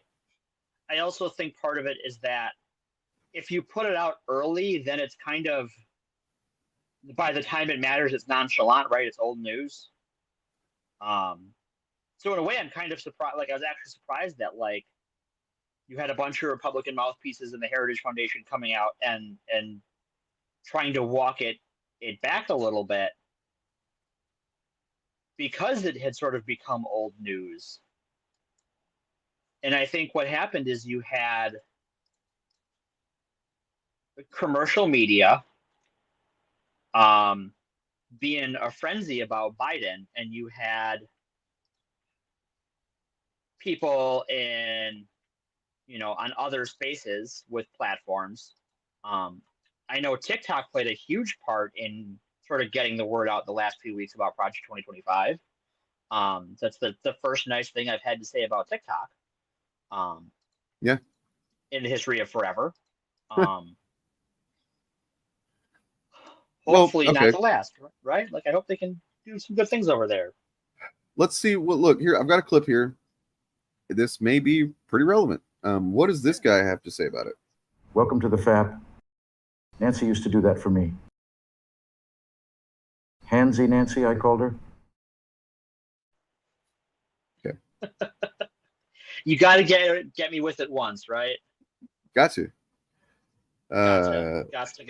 Let me know if it gets old, okay? I don't want to run it into the ground. It never gets old. So I forgot about this aspect of things. Like this is crazy that like it had to be a damn assassination attempt today that would have caused me to forget this fucking wacky shit. But the Heritage Foundation, which is by and large responsible for the content of the Project 2025 900 plus page document, they were hacked by self-described gay furries. On July 2nd, they breached archival data from a site that was operated by the Heritage Foundation. Until recently, on Tuesday, released 2 gigabytes of internal data originally collected by the conservative think tank. The hacktivist collective SiegeSec has been engaged in a campaign called Op Trans Rights, in which it targets government websites with the aim of disrupting efforts to enact or enforce anti-trans and anti-abortion laws. Heritage Foundation was selected due to its Project 2025 plans, seen as a blueprint for Donald Trump to reshape the U.S. with sweeping far-right reforms should he win another term. SiegeSec told Cyberscoop on Tuesday. Group member Vio informed the outlet that they aim to provide transparency to their public regarding who exactly it's supporting. Heritage That leak data included full names, email addresses, passwords, and usernames of individuals linked to the nonprofit. So this is the kind of thing that, like, look, hacking is illegal. This kind of shit is illegal, man. However, I'm not going to condone it, but I will say that I do believe it is ethically and morally not even really objectionable compared to certain things that compared to the things that are in that document. I'll say that. Right. Like at the end of the day, right, when a group is trying to manipulate levers of power to cause harm to others, then yes, if someone has the ability to say and do something about it, I'm glad that they did that. They're not trying to hurt anybody. They literally are just providing information that I'm sure that certain people, it's kind of like how, like how the chuds that we I cover often, they probably don't want people to think about how Eric July works for the Blaze. Like, he doesn't go on there all the time and stuff like that. But like, those types of things and how connected they all are to various different, more established, politically focused culture fucking chaos agents. Like, Chrissy Mayer is an employee of Compound Media, owned by fucking what's his name, Anthony whatever his fucking, he's a piece of shit racist. I know that. Terrible people. Another one. Yeah, but they don't want people to think about that shit. And it's like, why don't they want that? Well, because they want to have this air of, grassroots, organic, this is just what the people want. That's right. This is a groundswell of ideas from just the average American. It's like, that's not what it is. It's not what this shit is. This is why they they cover these like chud channels, why they cover their walls and all this geek paraphernalia. It's to use their word, it's virtue signaling. Yeah. I am signaling to you that we like the same things. We're part of the same group. You can trust me. It's literally what it is. It's virtue signaling.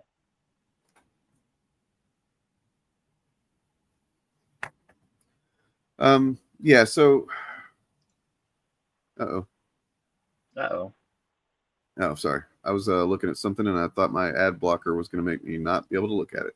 I fixed it though. Yay! Hooray for fixing it.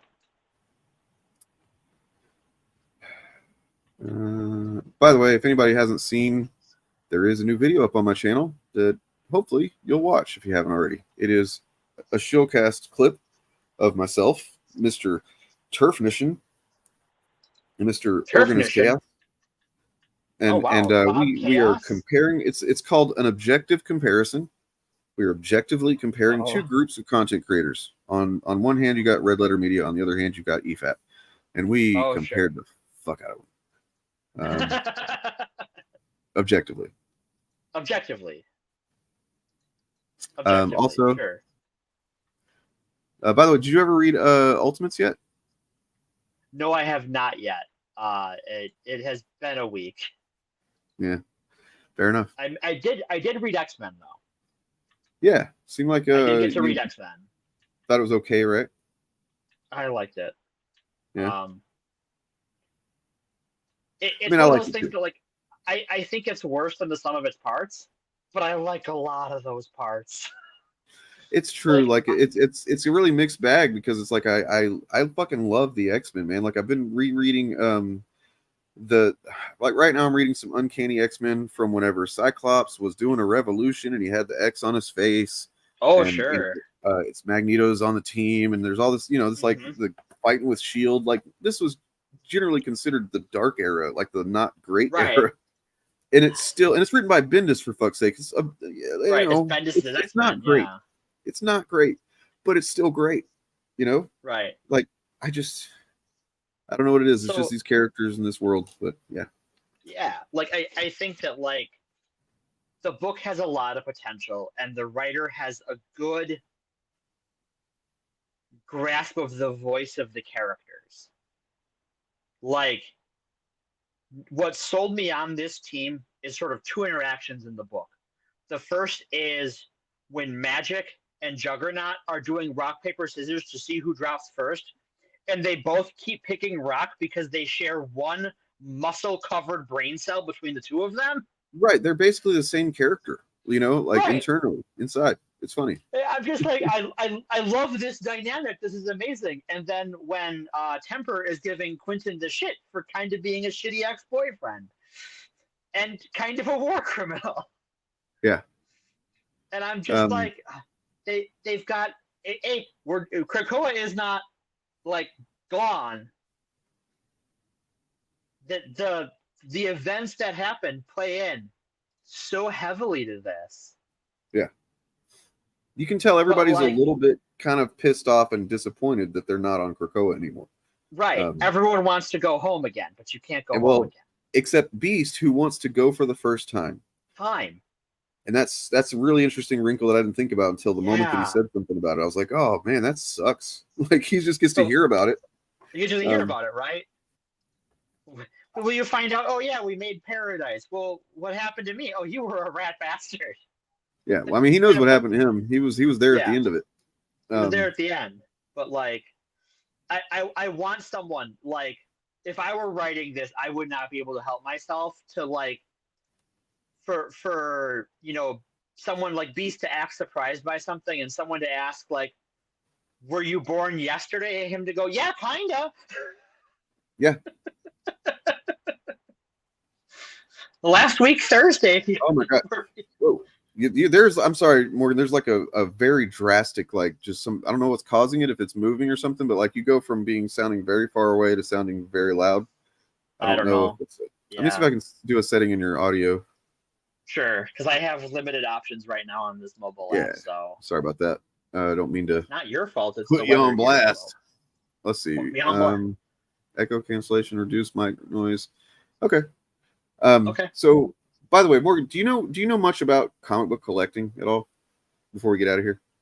No, not a ton. Well, I mean, let me put it this way: if you buy a comic book for cover price, Sure.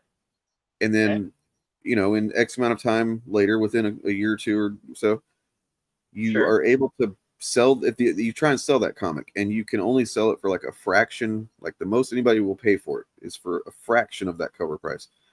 Is that comic? Has that gained value or? That's a negatory. Okay, just making sure because I don't know if you saw this, but this is fucking hilarious. Organized Chaos got the entirety of the Rippaverse comics so far, all 4 issues of comic. These aren't even the original A covers. I don't think in any example. They're the different covers that some of them cost more than the $35 cover price of the base cover price. Oof. So each one of these was at least $35. A couple of them were definitely more than that. New, right? And then in a very tense one-person bidding war, he came out of it with all 4 for $22.50. A whole $22.50. And I just kind of feel like that. But I was told, that the Rippaverse was going to be like this game-changing thing, and that everybody loved it, and this would indicate that that's bullshit. I don't know. I think what it tells me is that Mr. July had a very good marketing pitch. Yeah.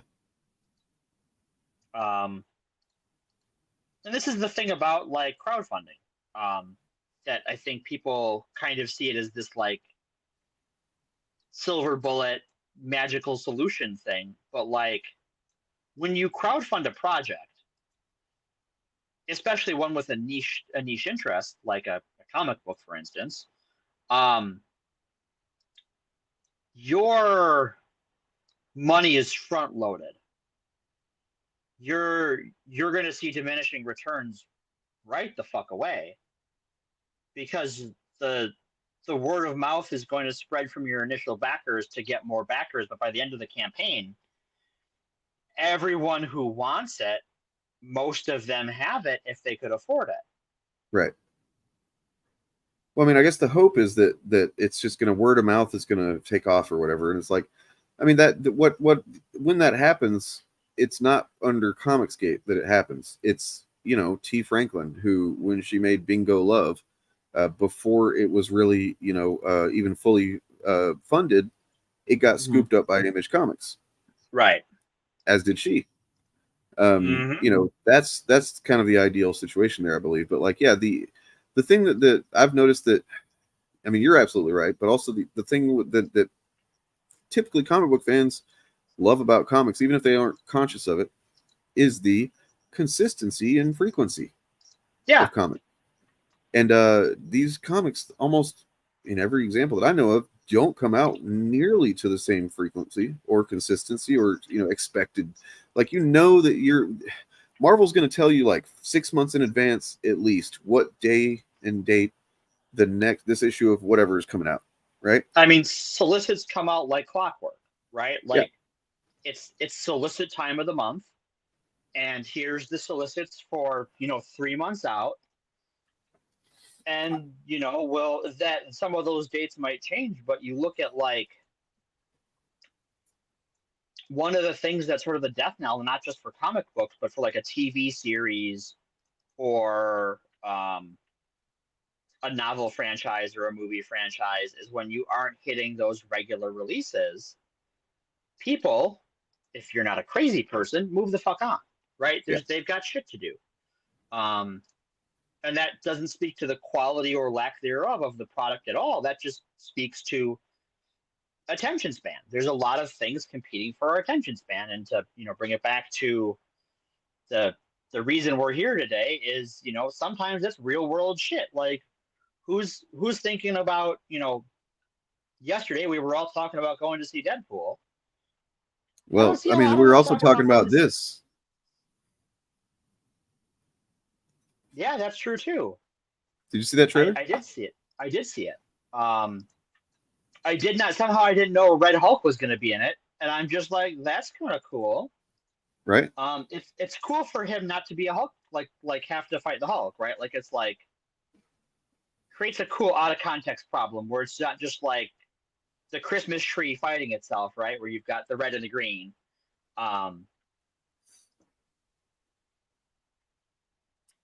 And yeah, I actually really like that concept a lot. So I am looking forward to it. I wish it was coming out sooner, but I get shit happens, right? It looks like a strong follow up to Wolverine 9. Wolverine 9? Yeah.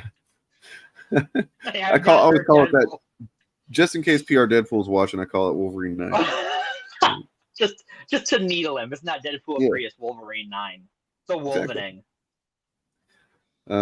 Yeah, it's you know, I've been seeing little things are trickling out about Deadpool, by the way, Deadpool 3 and Wolverine, whatever it's called. And I think it's gonna basically, word of mouth is that, do you remember Doctor Strange in the Multiverse of Madness? There was all this hype about what different multiverse variants are going to be in the movie.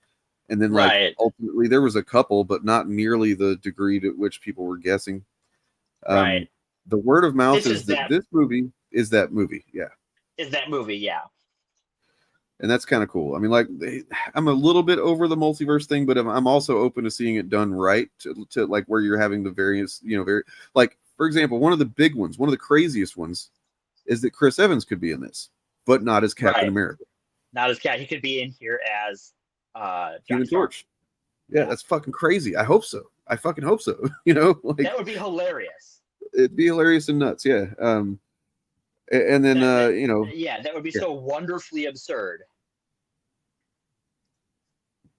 From the first act, huh? I don't doubt it at all, because like there's the scenes, the shots that came out during filming of like them talking to another Deadpool, like the perfect Deadpool kind of variant, where he's like he's not all fucked up and he's got beautiful long blonde hair and a big bulge in his crotch and stuff, and it's like golden guns. So like, yeah, there's some other crazy shit that's gonna come up. Right. Yeah. So I mean, eventually, Julia, it will. Yeah, for sure. Eventually. I mean, probably not while none of us will see it, but right. Did you look outside and there's like an asteroid or something? What do you know? Like, here's what I say to that. Even if the world ends, the work goes on. We got shit to do, ladies and gentlemen, and others. And I've actually got a clip from a young man that I think we could end. We'd do well to end on this. Sure. Let me find it real quick. It's just a young gentleman who sometimes says some intelligent things. Occasionally. Where's it at? Here we go. And yeah, so basically, look, here's the thing. Our mission parameters have not changed, folks. The facts on the ground have not really changed. Maybe just heighten your, be a little bit more alert in public and be prepared to help people if you can. If you find yourself in a position where you can do that, or to protect people if you find yourself where you're able to do that, or to just protect yourself. But don't fucking, don't let specific thoughts of doom and gloom permeate in your brain. That's how you become unhealthy. And yeah, just try to, take it one day at a time, as they say in various substance abuse recovery things. I don't know what I'm trying to say, but look, the fact is still, this guy is gonna vote. Just keep it flying. Keep it flying? And why do you want to keep it flying? Why would anybody want to erase our heritage? Well, some people would say that flag symbolizes racism, it symbolizes slavery, and they might have some valid points there. That's their opinion, they're welcome to their opinion if they want it. Are you pro-slavery or against slavery? I have no comment, but thank you for the interview. I'll give you one more chance. You're pro or anti-slavery? No comment. I'll give you one more opportunity to say if you're pro or anti-slavery. No comment. All right. Well, there you have it. No comment on the if you're in favor of slavery or not. He's voting. He's voting. So yeah. The worst people the biggest pieces of shit you have met in your life are voting. And some of them are voting to hurt specifically you. And specifically me. Yep. The look, here's least one of them. you can do for yourself is cancel out their vote. To tie this into the oranges of this podcast, here's a guy that's definitely going to vote. He got pedos for literary criticism. Really, you don't? Did you know all of the best authors were pedophiles? Did you know that the guy who wrote Willy Wonka was a pedophile? Did you know that the guy who wrote Alice in Wonderland is a fucking pedophile? You understand that some of the biggest people, the Wizard of Oz, pedophile. Some of the, I think Winnie the Pooh also. Could be wrong about that. Double check me on that. But some of the greatest authors in history were fucking pedos, dude. Yeah, for real. Lewis Carroll, look it up. Lewis.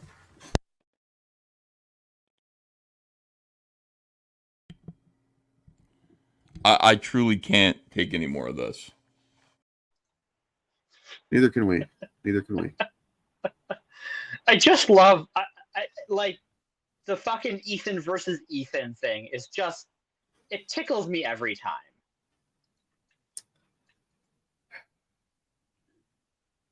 People like that voting in every election for 50 years is how we got where we are now. Yes. Yep. And it's fucked up that they've put us in a situation where we're actually, I'll say it out loud. You don't have to agree with me. You can even, you can go, oh, how dare you, Dane? Don't say that. But you're thinking it too. That we're hoping that enough of them died off from COVID that we can fucking, Like I wouldn't wish it on them, but they no, they made the choices. They made a choice, right? They pulled themselves up by their bootstraps, and that's what look where it got them. I get that some fall and others are pushed, but at the end of the day, sucks. We have to do better for them too, right? I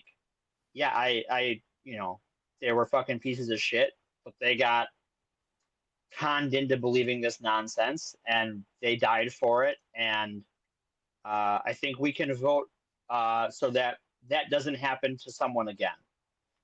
That, you know, we watched, a lot of us watched loved ones lose their minds and then potentially their lives over this.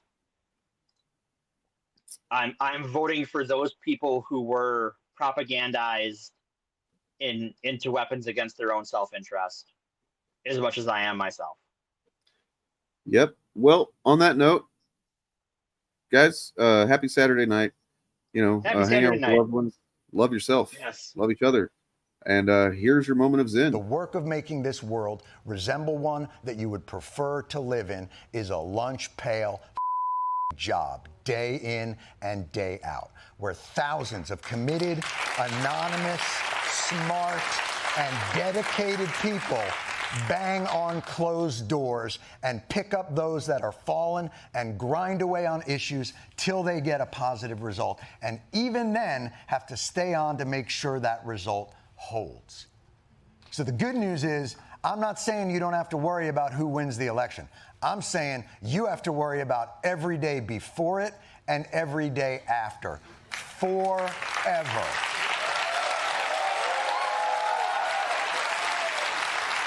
Although, on the plus side, I am told that at some point, the sun will run out of hydrogen.